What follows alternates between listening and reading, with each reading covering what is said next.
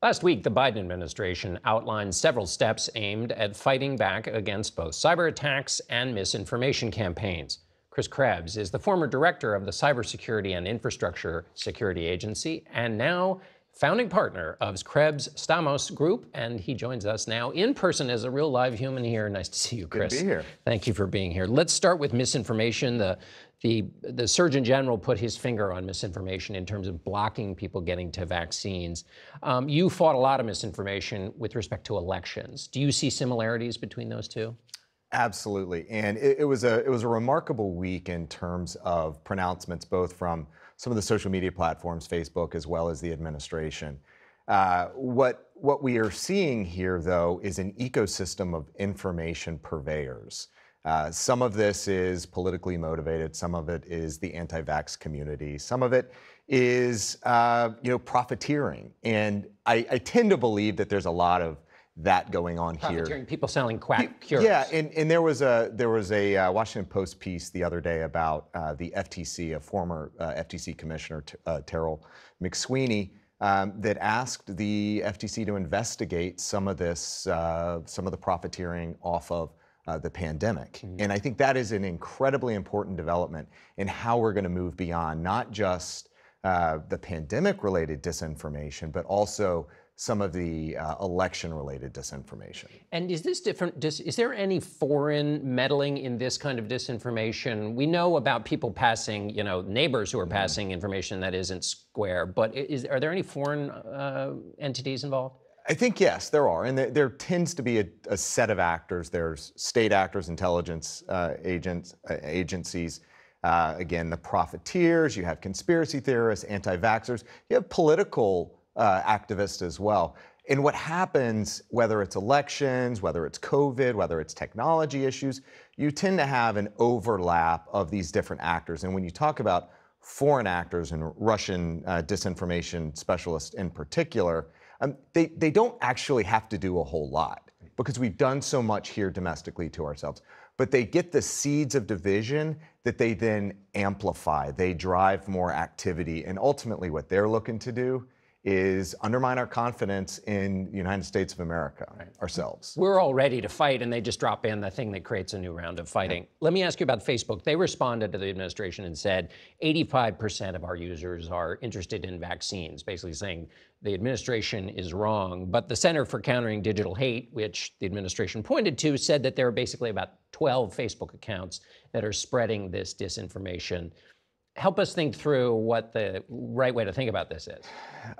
Unfortunately, both can be true at the same time. So yes, Facebook and other social media platforms can provide helpful information on the facts behind the vaccine. And same thing happened in the elections last year. They had a banner and a trust page, but at the same time, there are those that can use those platforms for their own benefits to continue to push disinformation. Now, what has happened over the last several months is that some of those, the dirty dozen or whatever they're calling it, some of those have been deplatformed.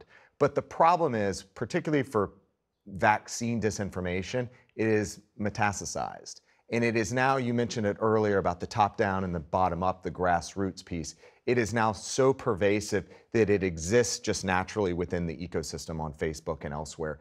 And that's where we need the platform to be more transparent in how their algorithms work, how engagement works, so that outside security experts and researchers can dig in and hold them accountable, that us as consumers of these platforms can hold them accountable and demand better. So we have 15 seconds left. Do you mean the structure of Facebook is raising up just regular people who are spreading information? Unfortunately, fear sells, and those clicks drive more engagement. All right, Chris, stay right there.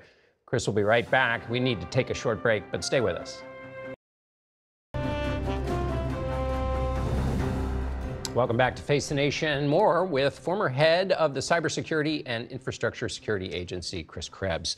Chris, REvil, this is the Russian-based operation that was responsible for the Colonial Pipeline. What happened to them? It's not clear. There are three possibilities. One is that the president meeting with Putin had an effect and the law enforcement or intelligence services in Russia told him to knock it off. That's certainly an option. The second is that some sort of U.S. or allied operation put enough kind of sand in their gears where they decided to pack it up. The third is a theory that Dmitry Alperovitch, formerly of CrowdStrike, now with Silverado Policy Accelerator, has advanced that it's hot in Moscow right now. And these guys just made a lot of money. So maybe they're hanging it up for a couple months going down to the Black Sea. You know, they just picked up some territory there in eastern Ukraine. So maybe hanging out down there. So on the first two theories, the first would be that the Russians are basically proving Biden's case, which is you have control over these people and you can make them stop, which would have implications, wouldn't it, for just the general, because the Russians are involved in a lot of bad activities. Absolutely. And, you know, that would tell me that they, as you said, they have some authorities and some ability to compel action. But that doesn't mean that these folks are just going to go away. They can go to other safe havens. Belarus could be an option where they just move up, pack up operations, and go elsewhere that may provide them a little bit more of a comforting environment. Now, let's imagine they go for whichever of the three reasons it is. How easily can they be replaced by an equally creative, malevolent force? What I would expect to see this team, the Revil team, who was previously known as Gan Crab, I would expect that they would come back and rebrand in the fall, probably. Some new name, some rebrand, and that gives them the advantage of staying off the radar of law enforcement. And if the administration starts sanctioning some of these ransomware crews, which they've done in the past, by changing names, it makes law enforcement and the Treasury Department play catch up. Speaking of playing catch up, so there is now somebody in your old job. Yes. The administration has a lot of players on the field.